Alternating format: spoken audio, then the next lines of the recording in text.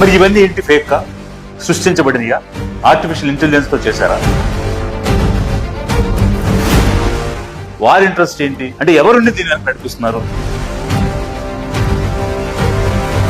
Traffic లేని సమయంలో రాత్రిపూట నామవరం వెళ్ళేవాడు దివాన్ చెరువు వరకు వెళ్లి గుండ్రంగా తిరిగి వెనక్కి రావాల్సిన అవసరం ఏముంటుంది? తలకి బలమైనటువంటి గాయాలు జరిగినటువంటి విషయాన్ని ఎందుకు చెప్పలేదు? మరి ఈ విషయాలు ఏవి కూడా చెప్పకపోవడం ఎందువల్ల అనేటువంటిది కూడా. సో ఆ పోస్ట్ మార్టం చేసినటువంటి వీడియోగ్రఫీ ఏదైతే ఉన్నదో 3 కెమెరాలు రికార్డ్ చేసినటువంటి సీసీటీవీ ఫుటేజెస్ మీరు ఎలా చేయాలని చెప్పేసి నేను ఎస్పీ గారిని కోరుతా ఉన్నాను. అదేవిధంగా ఆ వీడియోగ్రఫీని కూడా ఇటీవల మన రాష్ట్రంలో ప్రముఖ ఇవాంజలిస్ట్ ప్రవీణ్ గారి యొక్క అకాల మరణం పెను సంచలనాన్ని సృష్టించిందని మనం చెప్పవచ్చు. అయితే ఈ సందర్భంగా at the outset I would like to express my deepest condolences to the bereaved family members. వాస్తవంగా అయితే వారి బ్యాక్గ్రౌండ్ కానీ వారు చేసినటువంటి అంశాల గురించి కానీ నేను పెద్దగా చూడలేదు గతంలో. కానీ ఈ ఇన్సిడెంట్ జరిగిన తర్వాత ఎవరు ఏమిటి అనేటువంటిది కొంత తెలుసుకోవడానికి ప్రయత్నం చేశాను. మరొక వైపు ఒక ఇన్వెస్టిగేషన్ నడుస్తుంది, పోలీస్ సమగ్రమైనటువంటి రిపోర్ట్ ఇస్తారు అన్న దానికోసం కూడా నేను వెయిట్ చేస్తున్నాను, ఏమొస్తుంది ఏంటి అనేటువంటిది చూడాలనేటువంటి ఉద్దేశంతో. కానీ ఈలోపు నేను ఫీల్డ్ లో తిరుగుతున్నటువంటి సమయంలో ప్రజల్లోకి వెళ్తున్నప్పుడు చాలా చోట్ల ఈ అంశం గురించి ప్రస్తావించడం, అది ఏమవుతుంది ఏంటి అనేటువంటిది అడగడం, దాని గురించి మీరు ఏం ఆలోచిస్తున్నారు అనేటువంటి ప్రశ్న నాకు రావడం, ఇదంతా కూడా జరిగినప్పుడు నేను కొంత దీన్ని పరిశీలించడానికి ఒక ప్రయత్నం చేశాను. అసలు ఏం జరుగుతుంది ఏంటి, హూ ఇస్ హీ అన్నటువంటి డీటెయిల్స్ లోకి వెళితే ఒక ఇవాంజలిస్ట్ గా రకరకాల డిబేట్స్ లో పార్టిసిపేట్ చేయడం అనేటువంటిది ఒక ఎత్తు అయితే, మతం అనేటువంటిది ముఖ్యం కాదు, మనుషులుగా మనం జీవించాలి, మానవత్వం అనేటువంటిది మంచిది, మానవత్వం అనేటువంటిది గొప్పది, కాబట్టి ఏ మతమైనా మతానికి మించి మానవత్వంగా జీవించాలనేటువంటిది వారు చెప్పినటువంటి వీడియో నేను చూడటం జరిగింది. మనిషి మతాన్ని కడతాడు, మతం నిన్ను చంపుతుంది, మతం నిన్ను విభజిస్తుంది, మతం చిచ్చు పెడుతుంది, మతం జలసి ఇస్తుంది, మతం అవతలి వాడికంటే నిన్ను గొప్పగా నీకు పంపు కొడుతుంది. మనిషిని హిందువుగా చూడొద్దు, ముస్లింగా చూడొద్దు, క్రైస్తవుడిగా చూడొద్దు, బౌద్ధుడిగా చూడొద్దు, మనిషిని మనిషిగా చూడొద్దు. మరి జరిగినటువంటి తీరు చూస్తుంటే అనేక రకమైనటువంటి అనుమానాలు ఈరోజు ప్రజల్లో ఉన్నాయి, అలాగే వారిని విశ్వసించి ఫాలో అవుతున్నటువంటి వారిలో కూడా ఉన్నాయి. ఈరోజు ప్రభుత్వం మీద ఒక బాధ్యత ఉంది, ఏమిటి అని అంటే నిజ నిర్ధారణ చేసి ప్రజలకు చెప్పాల్సినటువంటి అవసరం ఈరోజు ప్రభుత్వం పైన ఉన్నది. ఘటనా స్థలానికి వెళ్ళిన తర్వాత మొట్టమొదట పోలీస్ దీన్ని ఒక యాక్సిడెంట్ గా నమోదు చేయడానికి రిలవెంట్ సెక్షన్స్ ని పెట్టి, తర్వాత దాన్ని ప్రజలు అనుమానంగా ఉంది, ఇది యాక్సిడెంట్ లాగా అనిపించడం లేదు అనేటువంటి వాయిస్ వచ్చిన తర్వాత సెక్షన్స్ మార్చి ఒక డౌట్ఫుల్ డెత్ కింద ఇన్వెస్టిగేషన్ అనేటువంటిది ప్రారంభం చేయడం జరిగింది. అసలు వాస్తవంగా ఇప్పుడు ఇట్లాంటి ఒక ప్రముఖమైనటువంటి వ్యక్తి మరణం జరిగినప్పుడు ముందుగానే ఒక ప్రీ కంక్లూజన్ రావడం అనేటువంటిది కరెక్ట్ కాదు. ఇన్వెస్టిగేట్ చేసి కంక్లూడ్ చేయడం అనేటువంటిది సాధారణంగా జరగాల్సిన అంశం. ఒకవైపు అయితే పబ్లిక్ డిమాండ్ మీద దాన్ని డౌట్ఫుల్ డెత్ గా ఇన్వెస్టిగేషన్ స్టార్ట్ చేశారు. ఓకే, పోలీస్ సైడ్ నుంచి రిలీజ్ చేసినటువంటి వీడియోస్, ఎస్పెషల్లీ సీసీటీవీ ఫుటేజెస్ చూపించారు. వారు బయలుదేరినటువంటి సమయం కానీ, ఈచ్ టోల్ గేట్ ని పాస్ అయినటువంటి టైం కానీ పక్కాగా చూపించుకుంటూ రావడం జరిగింది. అయితే అది ఒకసారి నేను గమనించిన తర్వాత కీసర టోల్ గేట్ దగ్గరకు వచ్చినప్పుడు పోలీస్ చూపించినటువంటి వీడియోలో స్టడీగా ఫామ్ గా డ్రైవ్ చేసుకుంటూ వీరు వెళ్ళిపోవడం జరిగింది. అలాగే నెక్స్ట్ కీసర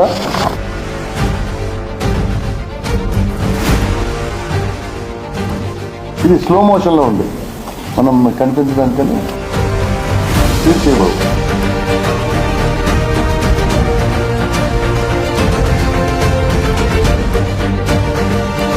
కానీ కొద్ది రోజుల తర్వాత వచ్చినటువంటి వీడియో చూస్తే అదే టోల్ గేట్ దగ్గర అదే సీసీటీవీ ఫుటేజ్ లాగా అతను సెల్ఫ్ యాక్సిడెంట్ చేసుకున్నట్టుగా చూపిస్తున్నటువంటి వీడియో వచ్చింది.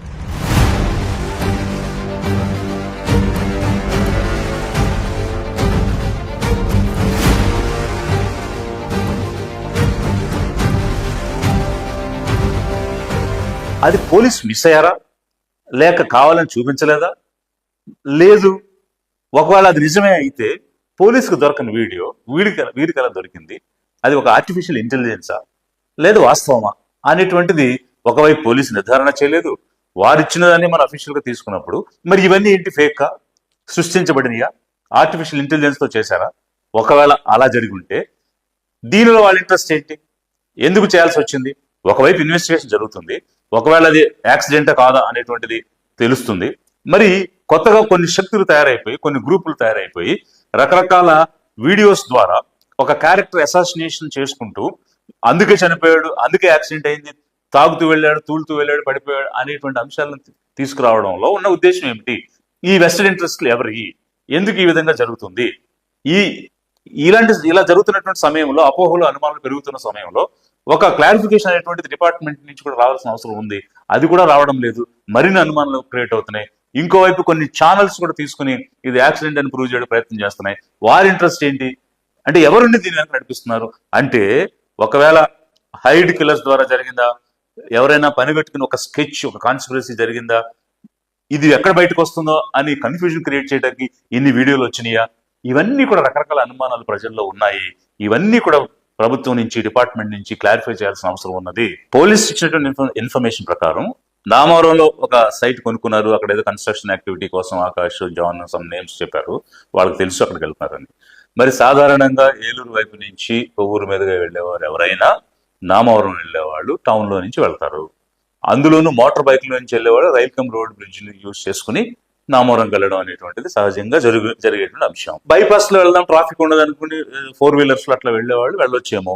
కానీ ట్రాఫిక్ లేని సమయంలో రాత్రిపూట నామవరం వెళ్ళేవాళ్ళు దివాన్ చెరువు వరకు వెళ్ళి గుండ్రంగా తిరిగి వెనక్కి రావాల్సిన అవసరం ఏముంటుంది?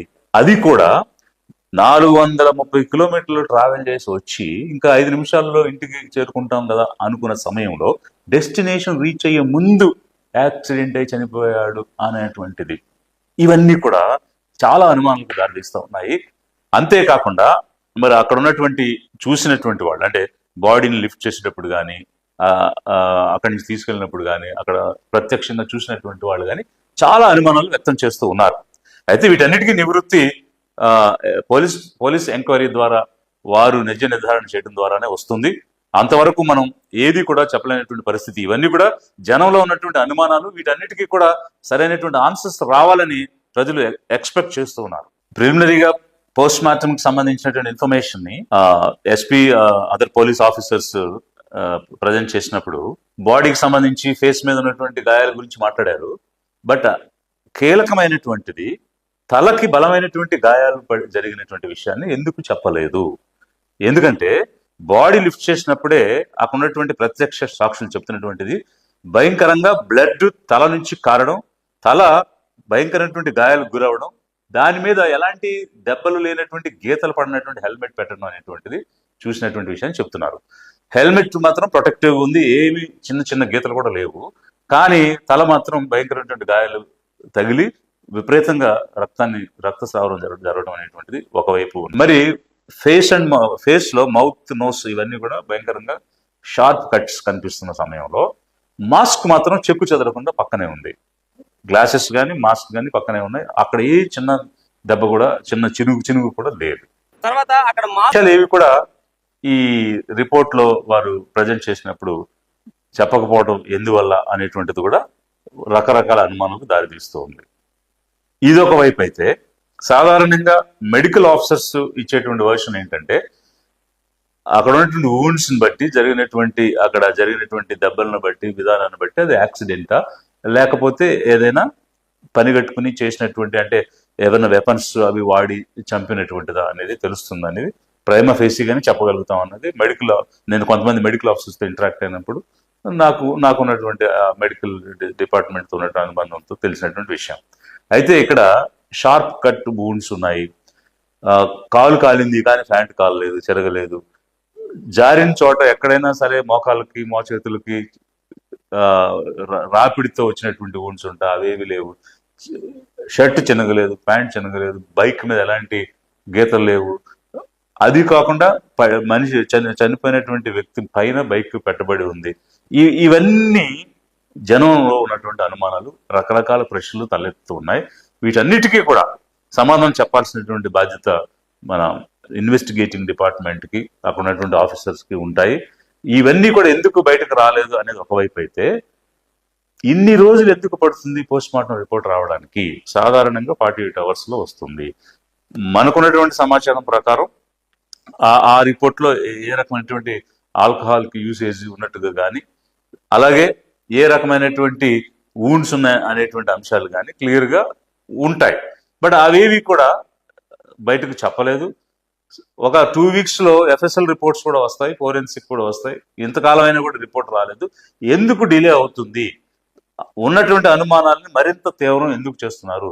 జనంలో ఉన్నటువంటి ప్రశ్నలు అనేకంగా పుట్టే విధంగా ఒకవైపు సోషల్ మీడియాలో, ఇంకొక వైపు ఈ డిలే వల్ల వస్తుంది. ఏం జరుగుతుంది మన రాష్ట్రంలో అనేటువంటిది ఈ రోజు మనకు ఎదురవుతున్నటువంటి ప్రశ్న. నిజాన్ని నిర్ధారణ చేసి ప్రజలకు చెప్పాల్సినటువంటి విషయం ఎందుకు ఆలస్యం అవుతున్నది అనేది అనేక మంది మధ్యలో ఉన్నటువంటి విషయం. ఇక్కడ ఫ్యామిలీ మెంబర్స్ ఏ విధంగా ఫీల్ అవుతున్నారు, వాళ్ళు ఏం కోరుకుంటున్నారు అనేటువంటి స్థాయి దాటిపోయింది. ఎందువల్లంటే పబ్లిక్ లో ఈ అంశం మీద పెద్ద చర్చ, అదేవిధంగా ఈ వ్యక్తికి ఏమైంది, ఎలా చనిపోయాడు అనేటువంటి విషయం తెలుసుకోవాలని ఒక వర్గమో, ఒక కమ్యూనిటీనో, ఒక రిలీజియనో కాదు, రాష్ట్ర ప్రజలందరూ కూడా ఆలోచిస్తున్నటువంటి విషయం ఇది. మరి ప్రభుత్వం దీన్ని ఆలస్యం చేయడానికి కారణం ఏమిటి అన్న దాని మీద కూడా చాలా అపోహలు వస్తున్నాయి. అంటే దీనిని యాక్సిడెంట్ గా చూపించాలా అని ఆలోచిస్తుందా, లేకపోతే నిజంగానే రిపోర్ట్స్ రావడానికి లేట్ అయినాయా, లేదు సెన్సిటివ్ మ్యాటర్ కాబట్టి లా అండ్ ఆర్డర్ ప్రాబ్లం రావచ్చు, శాంతి భద్రతలకు ఇబ్బంది కలగవచ్చు అని ఆలోచించి ప్రజల శ్రేయస్సు దృష్ట్యా ఆలస్యం చేస్తుందా అనేటువంటివి రకరకాల చర్చలు, ఆలోచనలు ఉన్నా ప్రజల్ని ఏం కోరుకుంటున్నారంటే నిజం తెలియాలని కోరుకుంటున్నారు. ఎందుకోసం అంటే, ఒకవేళ సంఘ విద్రోహ శక్తులు ఎవరైనా దీనిలో ఇన్వాల్వ్ అయ్యి ఈ రకమైనటువంటి ఒక ప్రీ ప్లాన్డ్ మర్డర్ అనేటువంటిది చేశారా, లేక అనుకోని విధంగా యాక్సిడెంట్ అయి చనిపోయారా, ఎకనామిక్ డిస్ప్యూట్స్ వల్ల జరిగిందా, ఈ విషయాలన్నీ కూడా ఖచ్చితంగా తెలియాలి. ఎందుకు తెలియాలంటే, ఒకవేళ ఏదైనా సంఘ విద్రోహ శక్తులు ఈ రకమైనటువంటి చర్యలు తీసుకుంటే రేపేం జరుగుతుంది, రేపేం జరగబోతుంది అనేటువంటి పరిస్థితి కూడా ప్రజల్లో ఉంటుంది. ఒక భయము, ఆందోళన అనేటువంటిది ఉంటుంది. వాటన్నిటినీ కూడా నివృత్తి చేసి శాంతి భద్రతలను కాపాడుతూ సామరస్యాన్ని, శాంతిని రాష్ట్రంలో నెలకొల్పడానికి నిజాన్ని తప్పకుండా ప్రభుత్వం తెలియజేయాల్సిన అవసరం ఉంది. అదే సమయంలో రాష్ట్ర ప్రజలకు లిబరేషన్ కాంగ్రెస్ పార్టీ ద్వారా మేము కోరుకుంటుంది ఏమిటంటే, రకరకాల విద్వేషాలు రెచ్చగొట్టి వాళ్ళ అవసరాలు తీర్చుకోవడానికో, వాళ్ళ అధికారం సాధించడానికో ప్రజల్లో చిచ్చు పెడుతూ ఉంటే మనం అప్రమత్తంగా ఉండి దాన్ని తిప్పికొట్టాలి తప్ప, వాళ్ళు పెట్టే చిచ్చుకి మనం లోనయ్యి గనక మనం చర్యల్లోకి వెళితే మనపై ఆధిపత్యం చేయాలనుకున్న వాడే గెలుస్తాడు, మనం ఓడిపోతాం. కాబట్టి మన మతం ఏమిటి, మన దేవుడు ఎవరు అనేటువంటిది వ్యక్తిగతం. ఎవరికి నచ్చిన మతాన్ని, ఎవరికి నచ్చిన దేవుడిని పూజించుకుని ప్రార్థించుకునే అవకాశం రాజ్యాంగం కల్పించింది. దాన్ని వ్యక్తిగతంగా తీసుకుని మనం పాటిద్దాం. అంతేగాని మనల్ని విడదీసి, చిచ్చుపెట్టి, పోలరైజ్ చేసి, వాళ్ళు గెలిచి అధికారంలో ఉండేటువంటి ఆలోచన చేసేటువంటి వాళ్ళకి ఊతమిచ్చే విధంగా, వాళ్ళకి మనం బలైపోయే విధంగా ప్రజలు ఉండొద్దు. ఇక్కడ ఈరోజు జరిగినటువంటి మరణం ఒక మత బోధకునికి సంబంధించిందే అయినా కూడా నిజాలు తెలుసుకుంటే రాబోయే రోజుల్లో రాష్ట్రంలో శాంతి సామరస్యం ఉండాలనేటువంటి ఆలోచనతోనే ఈ రోజు లిబరేషన్ కాంగ్రెస్ పార్టీ ద్వారా నేను మాట్లాడటం అనేటువంటి జరుగుతుంది. అదేవిధంగా జరుగుతున్నటువంటి ఇన్వెస్టిగేషన్ ట్రాన్స్పరెంట్ గా ఉంది, పారదర్శకంగా ఉంది అనేటువంటి కాన్ఫిడెన్స్ కూడా ప్రజలకు ఇవ్వాల్సిన అవసరం ఉంది. అందుకోసం లిబరేషన్ కాంగ్రెస్ పార్టీ నుంచి మేమేం డిమాండ్ చేస్తున్నామంటే, 24వ తేదీన అర్ధరాత్రి జరిగినటువంటి ఈ యాక్సిడెంట్ కానీ, వాట్ ఎవర్ ద కాన్సిక్వెన్సెస్ కానీ, అది తెలియడానికి ఆ రోజు సాయంత్రం 6 గంటల నుంచి తెల్లవారి బాడీని లిఫ్ట్ చేసుకు వెళ్ళిన వరకు కూడా అక్కడ ఉన్నటువంటి ఎదురుగా ఉన్నటువంటి పెట్రోల్ బంక్ లో ఉన్న 3 CCTV ఫుటేజెస్, 3 కెమెరాలు రికార్డ్ చేసినటువంటి CCTV ఫుటేజెస్ మా సిబ్బంది చూస్తారు. అది చూపించడానికి మీరు ఎలా చేయాలని చెప్పేసి నేను ఎస్పీ గారిని కోరుతా ఉన్నాను. అదేవిధంగా ప్రజల కోరిక మేరకు పోస్ట్ మార్టం ని మీరు వీడియో చేశారు. సో ఆ పోస్ట్ మార్టం చేసినటువంటి వీడియోగ్రఫీ ఏదైతే ఉన్నదో ఆ వీడియోగ్రఫీని కూడా మా వైద్య సిబ్బందికి చూపించాలనేటువంటి దాన్ని మేము అక్కడికి వచ్చి చూసుకుంటాం, మాకేమని అడగడం లేదు, కానీ చూపించాలని ఎస్పీ గారికి లిబరేషన్ కాంగ్రెస్ పార్టీ ద్వారా డిమాండ్ చేస్తున్నాం. అలాగే ఇప్పుడు ఇప్పుడు doctrine of principles of criminal investigation అనేటువంటిది కూడా ఉంది మనకి. నేను ఇప్పుడు అందులో ఉన్నటువంటి ప్రొవిజన్స్ కూడా ఒకటని చెప్తాను. If law enforcement fails to prove who had the evidence at a specific time, the chain is considered broken.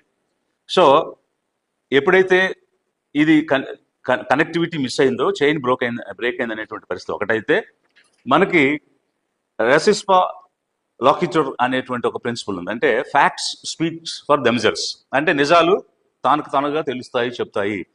ఇక్కడ intact nature of the bike and helmet చాలా చాలా డౌట్స్ని, క్వశ్చన్స్ని రైజ్ చేస్తుంది. అలాగే ఇప్పుడు డాక్ట్రిన్ ఆఫ్ పేరెంట్స్ ప్యాట్రీ అనేటువంటిది ఒకటి ఉంది. అంటే అదేంటంటే the state acts as a Guardian of the people and it is duty of the state to protect the rights the individuals in the state. So అలాంటి పరిస్థితిలో ఎస్పెషల్లీ సస్పిషియస్ డెత్స్ ఉన్నప్పుడు it's states duty to properly investigate and bring out the facts. So అది doctrine of parents ప్యాట్రీ చెప్తుంది. అలాగే doctrine of public interest ఉంది. దీని ప్రకారంగా where there is a suspicious foul of play in deaths, concerned citizens or organizations can approach the court for seeking justice. అంతేకాకుండా doctrine of locus stand అనేది ఉంది. దీని ప్రకారం which allows non-family members or organizations to seek intervention in the cases of suspicious deaths. అదేవిధంగా unexplained injuries strongly suggest external involvement in death.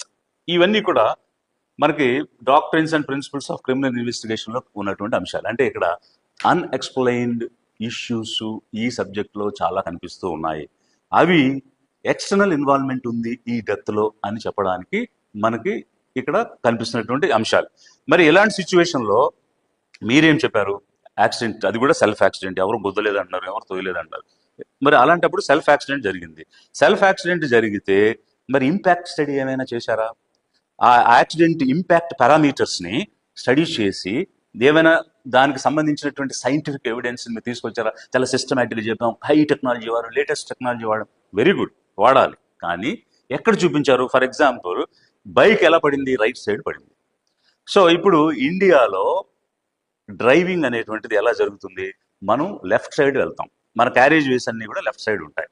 So ఎప్పుడు కూడా ఇండియాలో జరిగినటువంటి బైక్ యాక్సిడెంట్స్ కనుక మీరు పరిశీలన చేస్తే అది లెఫ్ట్ సైడ్ పడుతుంది, రైట్ సైడ్ పడదు. ఎందుకంటే మన వెహికల్స్ అన్నీ కూడా డిజైన్ అయ్యి ఉన్నాయి. అదే అమెరికా, యూరోప్ లాంటి దేశాల్లో వాళ్ళు రైట్ సైడ్ క్యారేజ్ వేలో వెళ్తారు, మనం లెఫ్ట్ సైడ్ క్యారేజ్ వేలో వెళ్తాం. వెయిట్ లెఫ్ట్ సైడ్ ఉంటుంది. మీరు చెప్పినట్టుగా బైక్ గాల్లోకి ఎగిరితే, ఎగిరిన బైక్ అంటే నీరు పల్ల మెరుగు, నిజం దేవుడు ఎరుగు. సో నీరు ఎప్పుడు పల్లానికి వెళ్తుందా, పైకి వెళ్తుందా? సో నీరు పల్లానికి వెళ్ళినట్టుగానే వెయిట్ ఎటుంటే అటువైపు పడుతుంది. మరి లెఫ్ట్ సైడ్ ఉండే బైక్స్కి గాల్లోకి ఎగిరినప్పుడు తన బరువుకి తాను ఆ వైపు పడుతుంది, కానీ రైట్ సైడ్ ఎలా పడుతుంది? రెండవది, అది దానికి మడ్ గార్డ్స్ కూడా ఉన్నాయి. మరి ఆ మడ్ గార్డ్స్ బాడీ మొత్తం మీద బైక్ పడినప్పుడు ఎలాంటి ఇంపాక్ట్ క్రియేట్ చేయలేదు ఆ బాడీ మీద. ఏ రకమైనటువంటి మడ్ గార్డ్ ఇంజురీస్ కూడా అక్కడేమో కనిపించడం లేదు. హెల్మెట్ ఏమో ఇంటాక్ట్గా ఉంది, గ్లాసెస్ ఇంటాక్ట్గా ఉన్నాయి. మాస్క్ ఫస్ట్ మినిట్ నుంచి లాస్ట్ మినిట్ వరకు ఉన్న మాస్క్ చిన్న గీత కూడా పడలేదు, చిన్న చినుగు కూడా లేదు. మరి ఏ విధంగా చెరగకుండా యాజ్ ఇట్ ఈస్గా అక్కడ పెట్టబడి ఉంది. మీరేమంటారు? బొక్కబారులుగా పడ్డారు, బైక్ ఎగిరి మీద పడి. మరి బొక్కబారులుగా పడి ముఖానికి గాయాలైతే మరి ఇప్పుడు వెళ్ళకెల్లా ఉన్నాడు కదా, వెళ్ళకెల్లా ఉన్న వ్యక్తి మీద బైక్ ఎట్లా వచ్చి పడింది? ఈ ఈ రకమైనటువంటి స్టడీస్ ఏవి కూడా, ఇంపాక్ట్ స్టడీస్ ఏమి మనం చేయలేదు. ఇప్పుడు మనం ఫిజిక్స్ కానీ అరిథమెటిక్స్ కానీ చదువుకున్నటువంటి వాళ్ళందరికీ కూడా ఈ అంశాల మీద అవగాహన ఉంటుంది. అంటే బీకామ్ ఫిజిక్స్ కాదు, ప్రాపర్ ఫిజిక్స్ చదివినటువంటి వాళ్ళకి. సో దానిలో ఏం చెప్తుందంటే మనకి టైము, డిస్టెన్స్, వెలాసిటీ వీటన్నిటితో పాటు కొలిజన్, ఇంపాక్ట్ పారామీటర్స్ అనేటువంటి అంశాలు మనకు క్లియర్గా అర్థమవుతాయి. ఇప్పుడు ఇది కనుక ఒకసారి మీరు చూస్తే there is an angle of impact.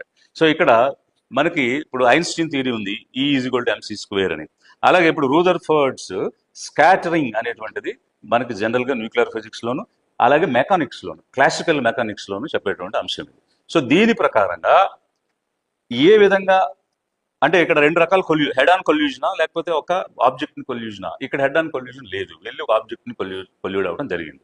Head on కొల్యూజన్లో impact parameter 0 ఉంటుంది. బట్ ఇక్కడ హెడ్ ఆన్ కొల్యూజన్ కాదు కాబట్టి ఇంపాక్ట్ పారామీటర్ 0 కంటే ఎక్కువ ఉంటుంది. మరి దాన్ని ఏ విధంగా మీరు సైంటిఫిక్గా అనలైజ్ చేశారనేది ఒక అంశం అయితే, ఇక్కడ క్లియర్గా ఏం చెప్తుందంటే the perpendicular distance between the path of a objective, example car కానీ, అలాగే the centre of target another vehicle కానీ అనదర్ ఆబ్జెక్ట్ కానీ at the point of closest approach is the key parameter for understanding the dynamics of the collision. So collision అర్థం చేసుకోవడానికి key parameter అది ఉంటుంది. It's value అంటే the parameter value influence the severity and direction of the impact అది చెప్తుంది. So దీని ప్రకారంగా మనము యాక్సిడెంట్ని రీకన్స్ట్రక్షన్ చేయాలి. సో ఇక్కడ యాక్సిడెంట్ రీకన్స్ట్రక్షన్ అంటే మీరు సెల్ఫ్ యాక్సిడెంట్ అని చెప్తున్నారు కాబట్టి దాని రీకన్స్ట్రక్షన్ జరిగిందా, ఆ రీకన్స్ట్రక్షన్ ఎలా చేయాలని, in accident reconstruction understanding the impact parameter can help determine angle of impact, అలాగే speed of the vehicles and potentiality of impact. These are the crucial things for reconstructing the event. ఇవి రకరకాలైన loss science చెప్తున్నటువంటి పరిస్థితిలో మరి ఈ bike body మీద పూర్తిగా body మీదే పడింది, అలాగే కాళ్ళ మీద కానీ అక్కడ కానీ పడలేదు. మరి ఇట్లాంటి సిచ్యువేషన్లో ఏ సైంటిఫిక్ ప్రిన్సిపల్ ప్రకారం జరిగినటువంటి యాక్సిడెంట్లో మనిషి వెలకలా పడి దాని మీద బాడీ పడింది, మరి యాక్సిడెంట్ రీకన్స్ట్రక్షన్ అనేటువంటిది చూపించాలి కదా. మీరు సెల్ఫ్ యాక్సిడెంట్ అనేటువంటి దాన్ని పదే పదే చెప్తూ వచ్చారు, అది కూడా తాగి వచ్చారని చెప్తున్నారు. ఇక్కడ మొత్తం ఎంటైర్ జర్నీలో ఎక్కడ కూడా ప్రవీణ్ కుమార్ పగడాల గారికి సంబంధించినటువంటి ఫేస్ అయితే చూపించలేదు, పర్సన్ని ఐడెంటిఫై చేయటం అయితే జరగలేదు. మేబీ క్లోన్ పర్సనా, మేబీ ఇంపర్సనేటా, లేకపోతే చూపించినటువంటి వీడియోలు ఏమైనా మిమిక్ చేయబడ్డాయా? ఎందుకనంటే అతను ప్రవీణ్ కుమార్ పగడాల అన్నదానికి ఎక్కడ కూడా నిదర్శనం లేదు, ఎవిడెన్స్ లేదు, ఫేస్ లేదు. మరి ఆ వ్యక్తి అసలు ఇంటి దగ్గర నుంచి బయలుదేరింది అతనా కాదా, అసలు ఎప్పుడు ఈ వ్యక్తి మాయమైపోయాడు, ఎప్పుడు ఈ వ్యక్తి బయలుదేరాడు అనేటువంటి దానికి ఎక్కడ కూడా ఎలాంటి ఆధారాలు కానీ ఎలాంటి ఎవిడెన్స్ కానీ, అలాగే ఇదిగో మనిషి అని చూపించినటువంటి ఆధారాలు కానీ ఏమీ కూడా లేవు.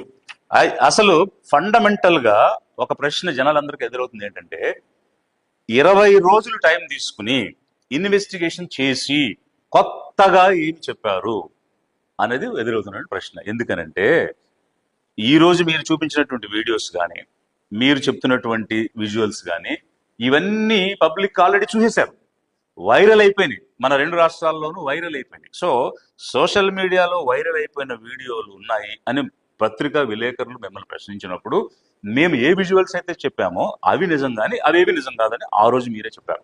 I'm telling police whoever is involved in the investigation, the particular police officer, నేను పర్టికులర్ పోలీస్ ఆఫీసర్ అని నేను చెప్పడం లేదు. So the police officers have stated saying మావి కరెక్ట్, బయట వచ్చింది కరెక్ట్ కాదని. బట్ ఈ రోజు ఫైనల్ ఇన్వెస్టిగేషన్లో ఏవైతే సోషల్ మీడియా ద్వారా వైరల్ అయిన వీడియోస్ ఉన్నాయో అవి చూపించి ఇదే తాగి తూలి యాక్సిడెంటే చనిపోయాడు అనేటువంటి అంశాన్ని మీరు చెప్తూ వస్తున్నారు. మరి అలాంటప్పుడు కొత్తగా తీసుకొచ్చినటువంటి అంశం ఏముంది ఇందులో? అంతేకాకుండా ఇప్పుడు article 21 of the constitution life and Liberty గురించి మాట్లాడుతుంది. లైఫ్ అండ్ లిబర్టీ అనేది బ్రతికున్నటువంటి వ్యక్తి కాదు, చనిపోయినటువంటి బాడీని వ్యక్తిని కూడా రెస్పెక్ట్ చేయాలనేటువంటిది ఆర్టికల్ 21 యొక్క ఉద్దేశం. సుప్రీంకోర్టు కూడా పలుమార్లు చెప్పింది. అయితే మీరు ఇప్పుడు ఒక నింద వేశారు, ఏమని? తాగి యాక్సిడెంట్ చేసుకుని సెల్ఫ్ యాక్సిడెంట్లో చనిపోయారని. ఇంకా నయం సూసైడ్ చేసుకున్నాడని చెప్పలేదు, ఎందుకంటే ఎవరో గుద్దలేదు, తనకు తాను పడిపోయాడు, మీద బైక్ కూడా వేసుకుని చనిపోయాడు అని చెప్తున్నారు మీరు. ఇక్కడ ఎదురయ్యేటువంటి ప్రశ్నలు ఏంటంటే, ప్రీవియస్ హిస్టరీ, దానికి రిలేటెడ్ కొరాబరేషన్స్ ఏమీ లేకుండా క్యారెక్టర్ అసాసినేషన్ ఎలా చేస్తారు? ఇది ప్రజలను తీవ్రంగా బాధ పెడుతున్నటువంటి అంశం. ఎందుకనంటే ఒకవేళ అతను నిజంగానే హ్యాబిచువల్ డ్రింకర్ అయి ఉండి గతంలో తాగి ఉంటే ఆ తాగినటువంటి విధానం, ఆయన వాడుతున్న బ్రాండ్స్, ఇవన్నింటి గురించి కూడా చెప్పుకుంటూ వచ్చి, సో రెగ్యులర్గా ట్రావెల్లో తాగుతారు, కారులో వెళ్తారా, బైక్లో వెళ్తారా, వెళ్ళినప్పుడు కారులో వెళ్ళేటప్పుడు ఎలాంటి చోటు కొనుక్కుంటారు, బైక్లో వెళ్ళేటప్పుడు ఎలాంటి చోటు కొనుక్కుంటారు, ఎలాంటి బ్రాండ్స్ తాగుతారు, ఇవేమి కూడా మీరు చెప్పలేదు. మరి చెప్పకుండా చనిపోయినటువంటి వ్యక్తి మీద ఒక వ్యక్తిత్వ హననం చేసి, క్యారెక్టర్ అసాసినేషన్ చేసి తాగి చనిపోయాడు అని చెప్పేది తీవ్రంగా బాధపెడుతున్నట్టు అంశం. ఈ విషయంలో మీరు సరైనటువంటి ఎవిడెన్స్ తోటి అతను రెగ్యులర్గా తాగుతాడు, రోజుకి ఎంత తాగుతాడు అనేటువంటి అంశాలు చెప్పకుండా ఒక వ్యక్తిత్వ హననం చేయడం అనేటువంటిది it's a states irresponsible behaviour అనేటువంటి భావన లిబరేషన్ కాంగ్రెస్ పార్టీ అలాగే పబ్లిక్ అనుకుంటున్నారు. From the public point of view, I'm demanding the state to say apology to the people for assassinating his character.